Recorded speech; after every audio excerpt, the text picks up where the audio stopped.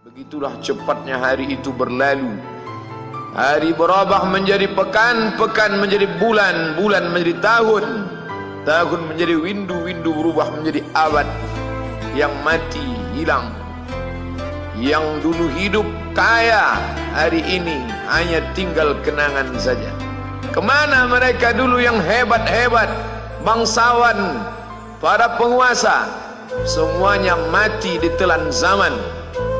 Yang tinggal hanya apakah dia orang paling baik, dicatat dengan tinta emas, atau dia orang paling jahat, dihujat, dicaci dan dimaki. Harimau mati meninggalkan belang, gajah mati meninggalkan gading, manusia mati meninggalkan nama, nama yang baik atau nama yang buruk. Wa tilkal ayyamu nudawiluha bainan nas. Demikianlah hari demi hari kami pergantikan di antara manusia. Untuk apa hari ini dirubah Allah Ta'ala? Mengapa hari ini datang silih berganti dan kita ada di dalam zaman itu? Liya'lamallahu alladhina amanu. Allah ingin menguji siapa yang imannya tetap istiqamah, siapa yang masih tetap beriman sampai hari ini. Khatib mengucapkan alhamdulillah, nikmat yang paling besar adalah nikmat istiqamah dalam iman dan Islam. Berapa banyak ketika hari berubah, yang dulunya dia adalah orang baik-baik, hari ini berubah menjadi tidak baik. Yusbihu mu'minan, pada waktu pagi dia beriman, wa yumsi kafiran, petang hari dia berubah menjadi kafir.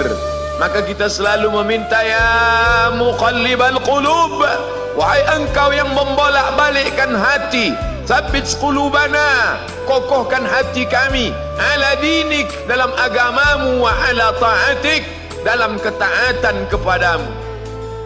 Berapa banyak yang dulu susah melarat, miskin, untuk sesuap nasi pun sulit, tapi begitu dilapangkan Allah rezekinya, tidak menjadi hamba yang bersyukur. Dia lalai, dia sangka itu karena jerih payahnya, dia kufur nikmat Allah Subhanahu wa ta'ala. Tapi siang hari ini alhamdulillah, ada hamba yang disehatkan Allah, dia tetap bersyukur. Ada hamba yang ditingkatkan Allah rezekinya, dia tetap bersyukur. Ada hamba yang dinaikkan Allah kuasanya, dia tetap bersyukur. La in syakartum, kalau kamu syukuri nikmat itu, la azidannakum, pasti akan kutambah. Wala in kafartum, tapi ingat, kalau kamu kufur, kamu ingkar, inna azabi lasyadid, azabku amat sangat hebat, amat sangat dahsyat, amat sangat mengerikan. Berapa banyak orang di masa lalu mati dalam azab Allah Subhanahu wa ta'ala. Tapi itulah manusia, diambil dari kata nasya, lupa. Dia tidak pernah ingat apa yang pernah ditimpakan Allah kepada kaum-kaum sebelumnya. Wa ila samud akhahum salihah, kepada kaum Samud diutus Nabi Saleh. Mana mereka sekarang? Punah, musnah, tidak ada lagi di atas muka bumi Allah. Wa ila Madyan akhahum Syuaiba, kepada kaum Madian diutus Nabi Syuaib. Mana mereka sekarang? Punah, musnah, tidak ada jejaknya di atas muka bumi. Wa ila adin akhahum Huda, kepada kaum Ad diutus Nabi Hud. Tidak satu pun ada di atas muka bumi. Tapi orang tetap juga angkuh dan sombong. Memang itulah manusia yang berada di atas muka bumi Allah Subhanahu wa ta'ala. Maka orang-orang yang baik tidak pernah berhenti mengajak kepada kebaikan. Umat ini dikatakan baik bukan karena banyak ibadahnya. Umat ini dikatakan baik bukan karena dia pergi bolak-balik ke kota Makkah Al-Mukarramah untuk haji dan umrah.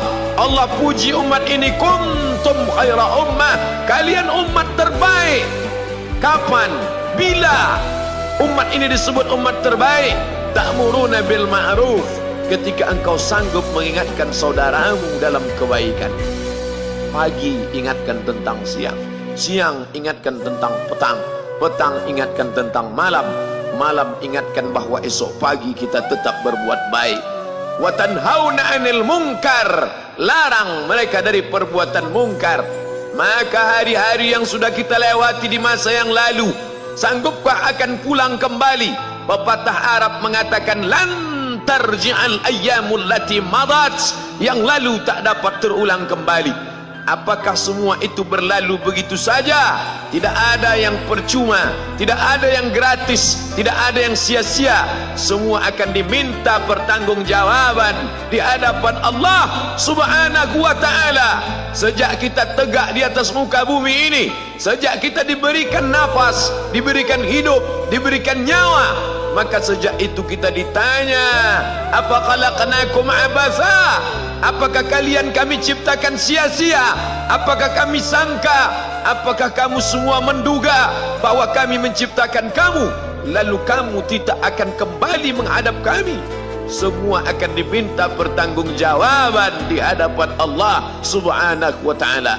Tidak ada kata yang dapat terucap dari lidah orang beriman selain ucapan astaghfirullahaladzim.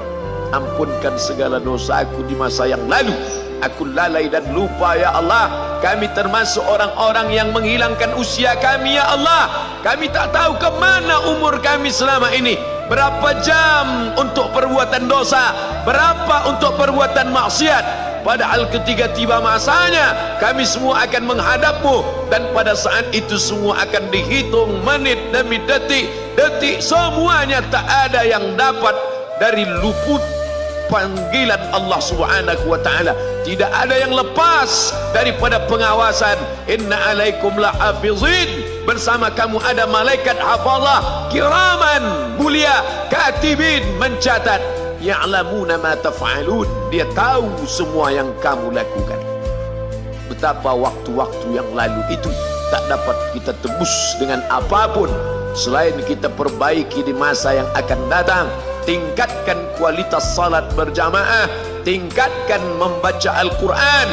Andai usia kita sudah lanjut, tak dapat kita jemput, maka kita didik anak cucu generasi akan datang menjadi generasi yang Qurani dan Islami. Sab'atun yudhilluhumullah, ada 7 di antara yang dapat naungan Allah. Yauma la dhilla illa dhilluh, hari itu tidak ada naungan kecuali naungan Allah Subhanahu wa ta'ala. Di antara yang mendapat naungan itu adalah syabun, anak muda, nasya'a fi ibadatillah, anak muda yang tumbuh beribadah kepada Allah Subhanahu wa ta'ala. Andai masa muda kita penuh dosa, andai masa muda kita penuh narkoba, andai masa muda kita penuh zina, wal iyadzubillah wa na'udzubillah, jangan sangka Allah tutup pintu taubat. Innallaha la yaghfiru ayyushraka bihi, Allah tak terima taubat orang yang mempersekutukannya. Wa yaghfiru ma duna dzalika liman yasha, tapi taubat selain itu diterima, dibukakan Allah Ta'ala. Mari perbaiki anak menantu, cucu, kawan, sahabat, andai talat, ajak ke jalan Allah Subhanahu wa ta'ala. Itulah salah satu memperbaiki yang masa lalu, kita perbaiki di masa yang akan datang. Di antara tujuan Allah mengapa dia buat kita masih hidup di akhir tahun ini, liya'lamallahu allazina amanu, Allah menguji siapa yang masih tetap dalam istiqamah iman dan Islam. Tujuan kedua, mengapa Allah buat kita hidup sampai hari ini? Wa yattakhidha minkum syuhada, wa yattakhidha minkum syuhada, Allah ingin melihat siapa di antara kita ini yang layak untuk menjadi syuhada.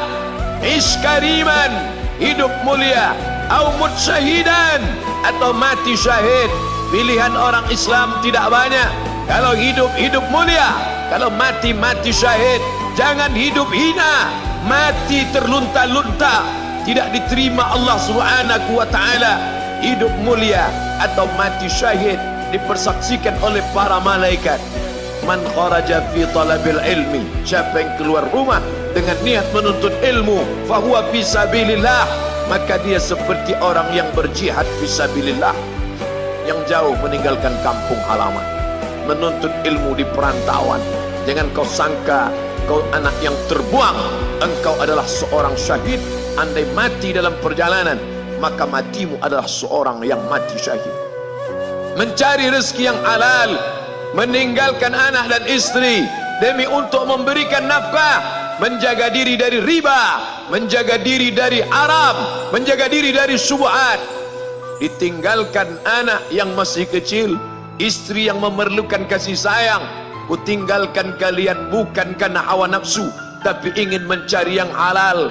Tetesan air mata, penuh keringat dan kerinduan, munajat di tengah malam, dibayar Allah Ta'ala dengan tetesan darah seorang syahid. Man mata duna malihi, siapa yang mati membela kehormatan hartanya, fahuwa syahid, maka dia mati syahid.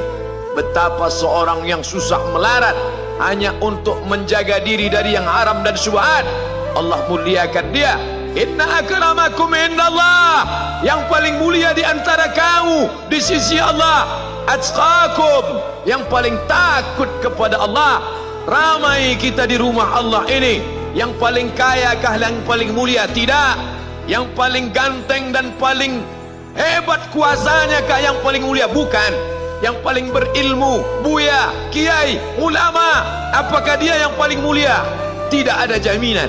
Tapi yang paling takut kepada Allah Subhanahu wa ta'ala, takut terjerumus dalam riba, takut terjerumus dalam syubhat, takut makan haram, sehingga dia biarkan dirinya dalam kesusahan, susah dalam pandangan manusia, melarat dalam pandangan orang kaya, tapi hidup mulia dalam pandangan Allah, para malaikat, nabi dan rasul.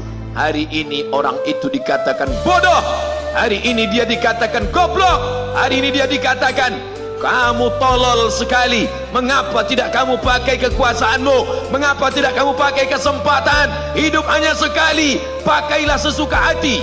Tapi dia takut kepada Allah Subhanahu wa ta'ala. Pagi dan petang dia katakan, Allahumma ajirna minan nar, Allahumma ajirna minan nar, Allahumma ajirna minan nar.